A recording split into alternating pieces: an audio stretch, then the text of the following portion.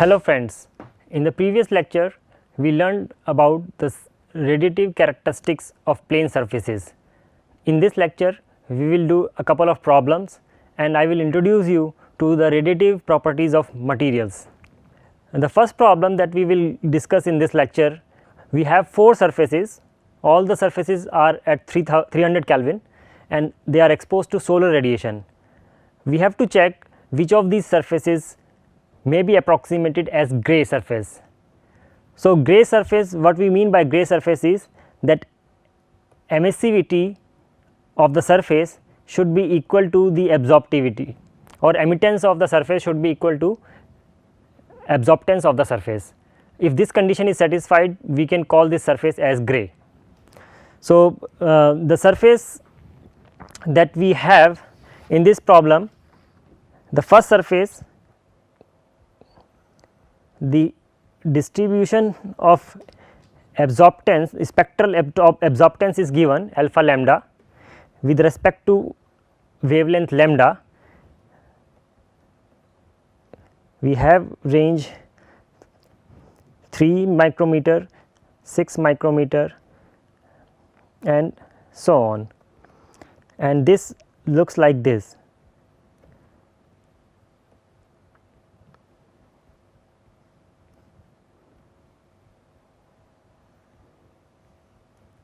This value is 0.8 and this value is 0.3.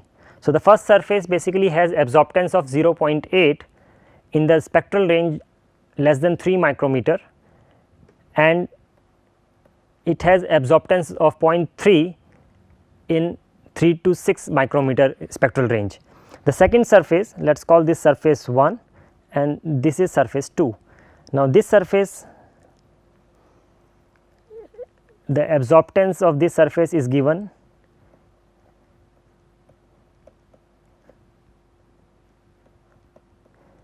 so again it has absorptance of 0.8 from 0 to 3 micrometer range and then the range is 0.3 from 3 micrometer onwards. The third surface,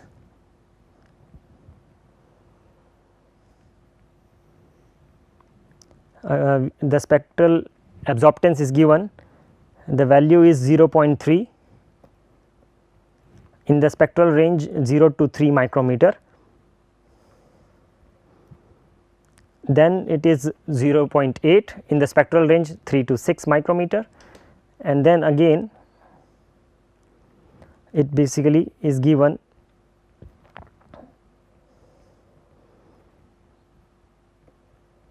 as 0.3 beyond 6 micrometer, and the fourth surface, this is third and this is fourth. So, this is the fourth surface.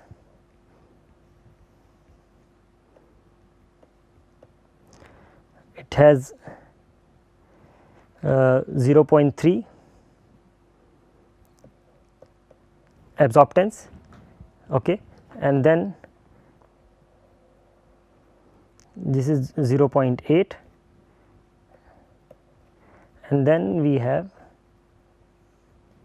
continuous 0.8 beyond 3 micrometer. Okay. Now, if you look at the emittance, the black body emissive power in this spectral range.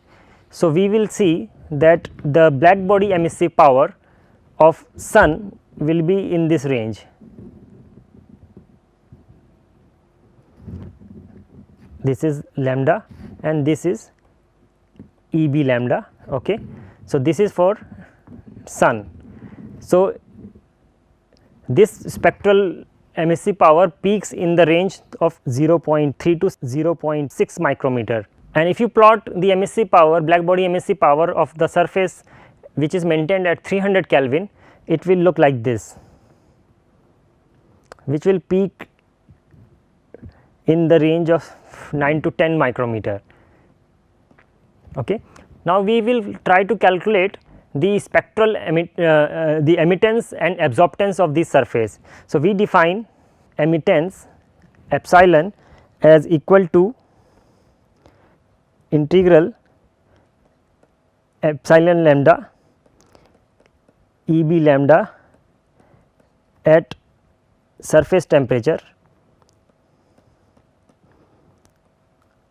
d lambda and then over sigma T to the power 4, where T is the surface temperature, while absorptance we define as alpha lambda EB lambda at the surface temperature of the sun d lambda divided by sigma T to the power 4, where T is the sun temperature. Okay. Now, if you look at if you substitute the value of alpha lambda, so we from Kirchhoff's law we have epsilon lambda is equal to alpha lambda. Okay. So, we will put this value of epsilon lambda and alpha lambda in these expressions, and what we find is that for this surface, okay, the surface number 1, the epsilon lambda and alpha lambda is 0.8 where the solar spectrum lies. Okay. So, we will get alpha value is equal to 0.8 and the value of epsilon in the 9 to 10 micron range also has the same value. So, we get epsilon is equal to 0.8. Okay. For the second surface we get alpha is equal to 0.8 and epsilon is equal to 0.3. For the third surface we get epsilon is equal to 0.3 and alpha is equal to 0.3, and for the fourth surface we get alpha is equal to 0.3 and epsilon is equal to 0.8. So, from our definition of gray surface epsilon is equal to alpha, that means total emittance should be equal to total absorptance. Our surface 1 is gray and our surface 3 is gray, okay, while surface 2 is not gray because alpha is not equal to epsilon, and surface 4 is not gray because alpha is not equal to epsilon. Okay. So, this basically gives, this example gives you an idea how can we characterize different surfaces as gray or non gray. So, surface number 2 and 4 are non gray, surface 1 and 3 are gray. Now, how do we calculate the properties of the surface? We in the previous lecture tried to find spectral, directional, hemispherical and total emittance, absorptance and reflectance. Now, theoretically how can we calculate these properties? So, in this lecture I will just briefly introduce you to the electromagnetic wave theory and the Fresnel's relation. So, basically for smooth surfaces, smooth and metallic surfaces, one can solve Maxwell's equation of electromagnetic radiation, which basically includes electric waves and magnetic waves, and based on the solution of these waves we can find out the amount of radiation reflected from the surface. Now, it depends on the magnitude of electric and magnetic field, that means it will depend on the wavelength. It depends on the complex index of refraction. You all know that index of reaction refractive index, but not everybody knows that it is a complex quantity. We have a real part n which we normally call index of refraction, and there is a imaginary part also with magnitude k. So, complex index of reaction is basically used to calculate the properties of the surface, and both n and k they depend on wavelength. Okay. So, the electromagnetic wave theory, Maxwell's electromagnetic wave theory gives us an expression of reflectance rho in terms of complex index of refraction. The two parameters are n, the real part of complex index of refraction, and k, the imaginary part of refractive index of refraction. So, the expression for reflectance rho is equal to n minus 1 whole square plus k square divided by n plus 1 whole square plus k square. Now, this gives you normal reflectance. That means, if there is a surface and it is smooth and it is a metallic surface, smooth metallic surface, the normal radiation, that means falling perpendicular to the surface, the amount of radiation reflected from this surface will be given by this relation n minus 1 square plus k square upon n plus 1 square plus k square. So, this is for the normal direction. Similar expressions exist for radiation falling at an angle. Okay, from different angles different relations exist, but the relations are little complicated. So, I will just introduce you to the normal reflectance, that is the radiation falling perpendicular to the surface. Okay. Now, this is for metallic surface. For dielectric material, the imaginary part of index of refraction is 0. So, k is equal to 0, and the expression for reflectance for a dielectric material will simply be equal to n minus 1 square upon n plus 1 square, the k is equal to 0. Once we know the reflectance of a smooth metallic surface or a dielectric surface, we can calculate its emittance, absorptance as equal to 1 minus rho. Okay. So, the reflectance calculated from the theory and experiments have very good agreement. On this slide you see the normal emittance, which is basically 1 minus the normal reflectance for some materials including metals and non-metals. So, what we see is basically the wavelength dependence of this emittance, and what we observe is that for most part of the spectrum, the metals, aluminum for example, nickel, tungsten, they have very low value, very small value of emittance. Okay. While for carbon, which is very much of interest to us, the emittance is more or less constant at around 0.9, okay, in the wavelength region, which is basically mostly useful for heat transfer applications. So, we can assume carbon to be mostly like gray, the emittance is more or less constant over the wavelength regions of interest. In furnaces for example, in boiler furnaces, the walls of the furnaces are basically coated with the soot material, that is carbon material, and we can assume these surfaces to be black or at most gray, because the emittance of this carbon is weakly dependent on wavelength. Okay. Similarly, with silicon carbide, which has very weak dependence on wavelength, but metals metals also show weak dependence, but there is a strong emittance in short wavelength region for aluminum for example, for tungsten example. So, at short wavelength region they have a strong large value of emittance, at larger wavelength the emittance is small, but more or less constant with wavelength.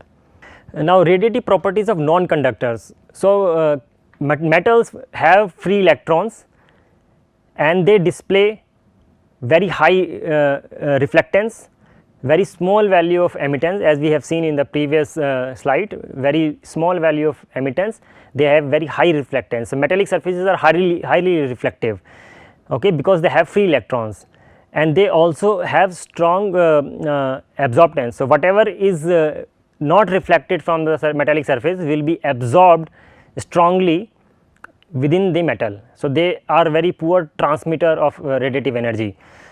On the other hand, non-conductors, for example, the alpha silicon carbide do not have free electrons and they do not display high reflectance and absorptance. So, very less amount of energy is reflected from non-conductors, and whatever is basically whatever energy passes through the medium is basically transmitted and is not absorbed. So, they have low value of reflectance as well as low value of absorptance. The phenomena basically governed by phonon-phonon interaction. So, in non-conductors, when radiation energy is absorbed, the energy basically excites the vibrational levels of crystal lattice, and due to this vibrational excitation, the radiation energy is absorbed.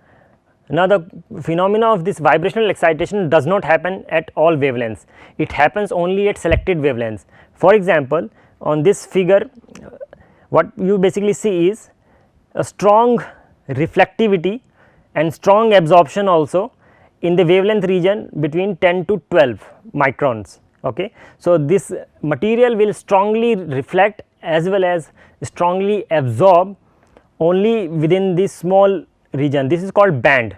Okay. So, they have what we call absorption bands or reflection bands. Okay. Other than these bands, they are virtually non-reflective, very low value of reflectance, and they are good transmitters also. So, most of the energy that is not reflected from the material surface will be transmitted.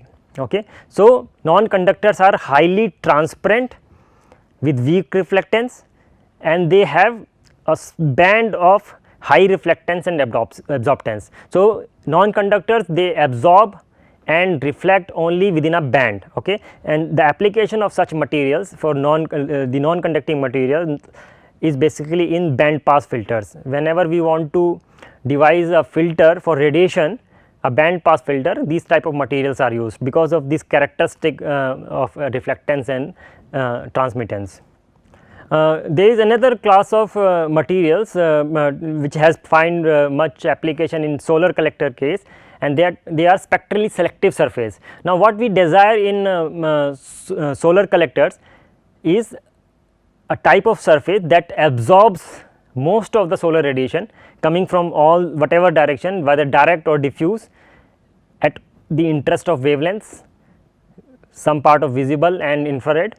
But simultaneously we also desire that the solar surface, the collector surface should not emit much of radiation. But what we have learned so far from Kirchhoff's law, any surface that absorbs maximum radiation or absorbs radiation also is a good emitter. A good absorber is also a good emitter. So, there is a conflict here. We want a surface which absorbs radiation, good amount of radiation, but we also want a surface which does not emit much of radiation. So, in this case what we basically done is we combine the properties of more than one materials.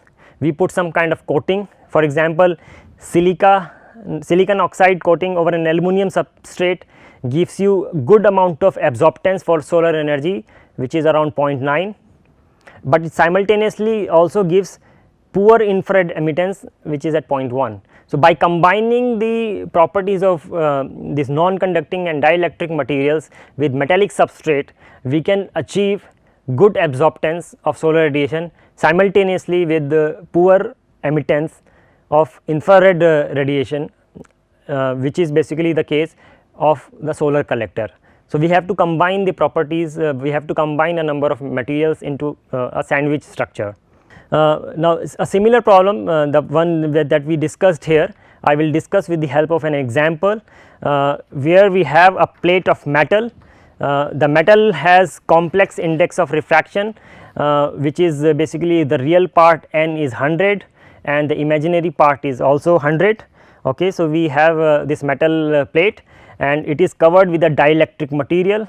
The dielectric has an absorption band such that the complex index of refraction is 2 minus I, k is equal to 1 for the wavelength range 0.2 microns and 2 microns, and it has a value of 2, that is k is equal to 0 within the wavelength range lambda less than 0.2 microns and lambda greater than 2 microns. Okay.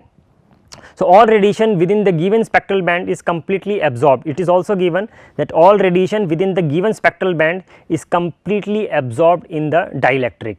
That means, in this range 0.2 micron to 2 micron, all the radiation is absorbed and nothing basically reaches the metallic surface. Okay. So, what we have to find in this problem? So, we have to determine the total normal emittance, that is epsilon, okay, in the normal direction. Okay. Okay. We have to determine total normal absorptance, that means we have to find alpha n. Okay. Okay. And that is from the solar radiation. Okay. The absorptance depends not only on the surface, but also the radiation coming in. So, let us solve this problem. Okay. So, let us first draw the diagram. So, we have vacuum at the top from which solar radiation is falling, okay. The refractive index is 0. On top of this substrate we have this dielectric material, okay, and then we have this metallic surface, okay. So, complex index of refraction m for this is 100 minus I 100, and this has a complex index of refraction that depends on wavelength, okay. So, first of all what we will do is we will apply the Fresnel's relation to find out the reflectance, okay. So, we apply Fresnel's relations to find out the reflectance, okay. So, Fresnel relation is given by rho. Now, we will call it rho lambda, because the dielectric property depends on wavelength, while for the metallic substrate it is independent of wavelength. So, let us write it in general rho lambda. So, rho lambda is equal to n minus 1 square plus k square divided by n plus 1 square plus k square. This is normal reflectance, normal reflectance, okay. Now, I will call this medium as 0, this medium as 1 and this medium as 2.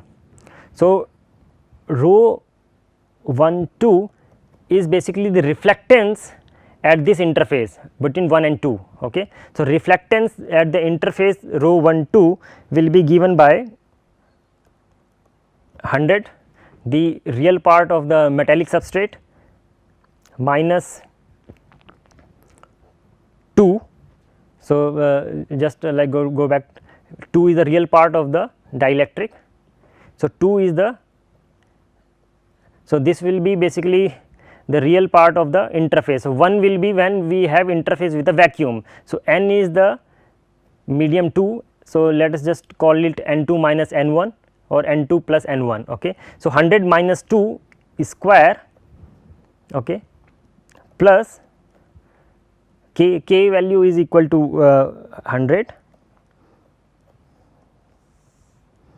and then we have 100 plus 2 square plus 100 square, okay. So, this is the reflectance at the interface 1 and 2, okay. Had it been vacuum and metallic substrate, instead of 100 minus 2 I would have taken 100 minus 1. So, this value is equal to 0.96, okay. So, highly reflective, the reflectance of the metallic substrate is 0.96, okay. Now, so this is dielectric metal interface, okay. Now, we have rho 0 1, that means the interface between vacuum and dielectric. So, vacuum dielectric interface, okay. So, rho 0 1 we have a value equal to n is equal to 1. So, 1 square 2 minus 1 square plus 1 square 2 plus 1 square plus 1 square, okay, and this value is going to be equal to 0.2, and this is for wavelength region 0.222 micrometer, and the same value will be equal to 2 minus 1 square plus divided by 2 plus 1 square is equal to 0.111 for wavelength region less than 0.2 micrometer and greater than 2 micrometer, okay. So, this is going to be the reflectance at this interface. So, now let us try to find out total reflectance of this complex material. So, total reflectance of composite structure